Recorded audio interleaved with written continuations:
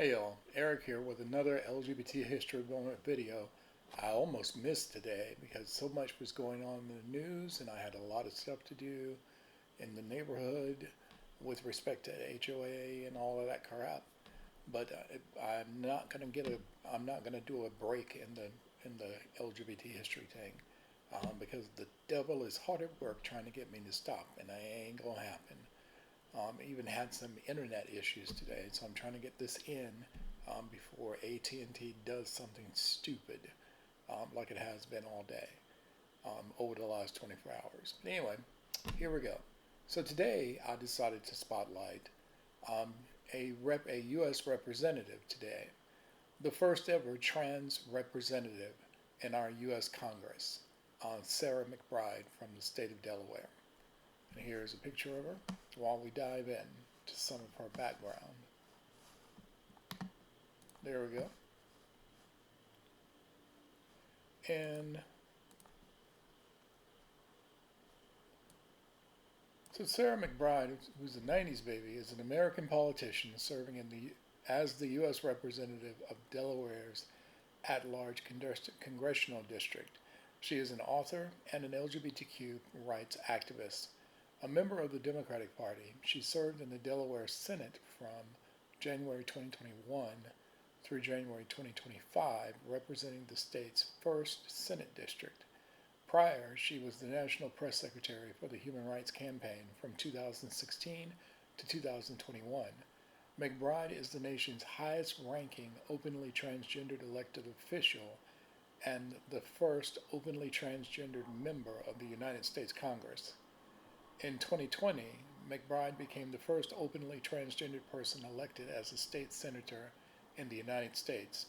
Prior to her election, McBride lobbied for the successful passage of legislation in Delaware banning discrimination on the basis of gender identity in employment, housing, insurance, and public accommodations.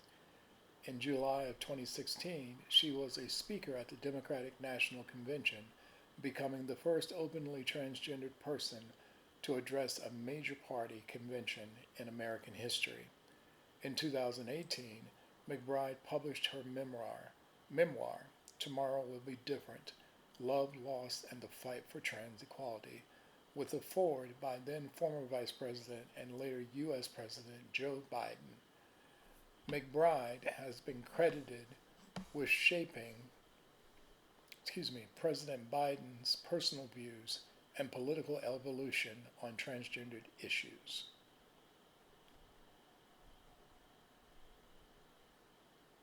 And I'll skip down to her time and some of the bad things that have happened to her.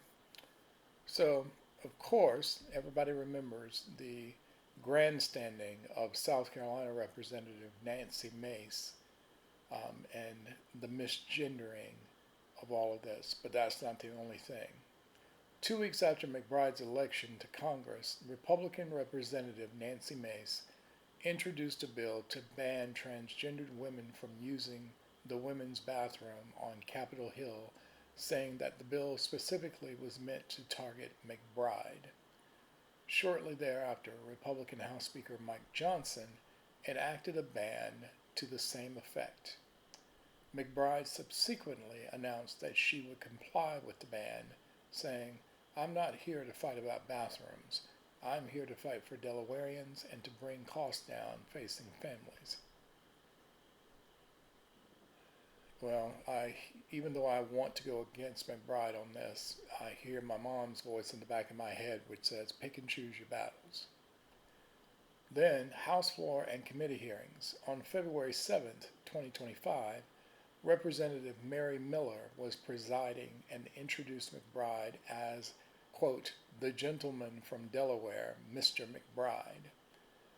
Representative McBride continued her floor speech without acknowledging the comment. This was later corrected in the congressional record to the correctly gendered honorific. On March 11th, 2025, in a hearing of the Foreign Affairs Subcommittee on Europe, Chair Keith Self introduced McBride as, quote, the representative from Delaware, Mr. McBride, unquote. McBride replied by thanking Self as Madam Chair.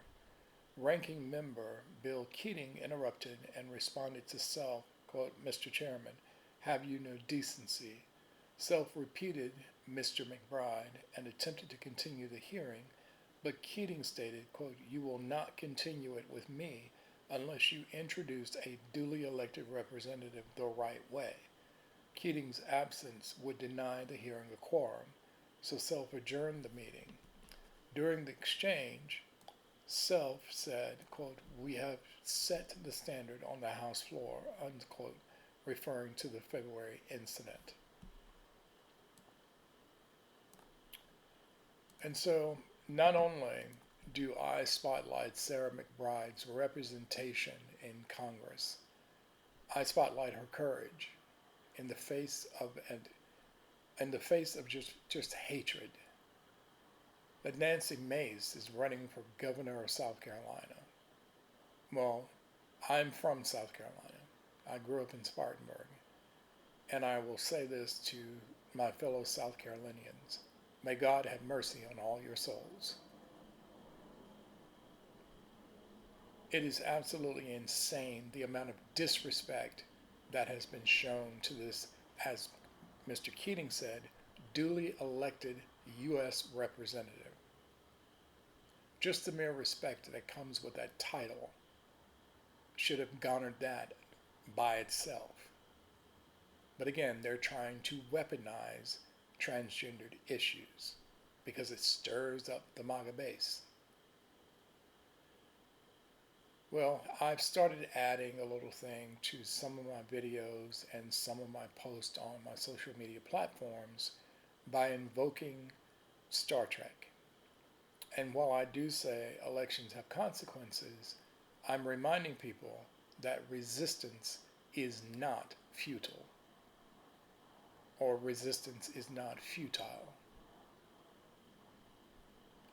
And while the Republicans can continue running around getting paid while all the other agencies that are compelled to work without pay go without paychecks, and he's blaming it on the Democrats. He's the one that ran these bills through, got them through, with a couple of Democrats siding with him, and now saying that it's the Democrats who's holding it up, and he will not call the U.S. House of Representatives back so that they can go back on their bill and see if there's something that they could tweak that would bring more Democrats on board to reopen the government, and then send that to the Senate so that the Senate can debate it, and then bring more Democrats on board to reopen the government. The Democrats are not wrong in their stance on what this Congress has done to health care. They're not wrong on that. They're not. But at what cost, though? At what cost? And I would remind people watching this video that Trump doesn't care that the government is closed. He doesn't. He said flat out that he's going to use this shutdown to his advantage. And just like I tell my housemate all the time, and I honestly don't know where I picked this up from, but it had to be at one of my prior jobs, that when someone introduces themselves to you, believe them the first time. Trump has said ridiculous things, and he's always done them or found a way to get them done. Believe you and me, the ceasefire that is barely holding in the Middle East, it's not going to hold for very long. It's not. And there's a reason why troops are there. But I'm just going to set that aside and let that marinate a little bit until the evidence presents itself. I'll just leave you with a phrase, Gaza Riviera, and I'll just leave that alone. And so as you go about your day and you think about the government, think about the small heroes of ours who are in government, like Sarah McBride. Incidentally, just so you know, Sarah McBride is married. Her husband's name is Kevin. I would stand that up to Nancy Mace and Marjorie Taylor Greene any day, that she is in a loving marriage. What about Nancy and what about Marjorie? Hmm? Waiting, waiting. Okay. So I will end this. Early voting has begun in Charlotte, North Carolina. I can't vote except for the transit tax because I live in an unincorporated part of the Charlotte area. But we have city council, um, Charlotte, Mecklenburg schools, school boards, and the towns that are around us, like Huntersville, Mid Hill, Matthews, Ballantyne, Rock Hill, Mooresville. All those towns have um, government races as well. And so vote, because local elections matter just as much, if not more, than federal elections because they affect your day to day.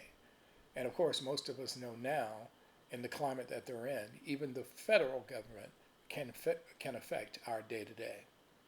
So keep that in mind. Enjoy the weekend if you can get outside. And I will see you on the next one. Take care.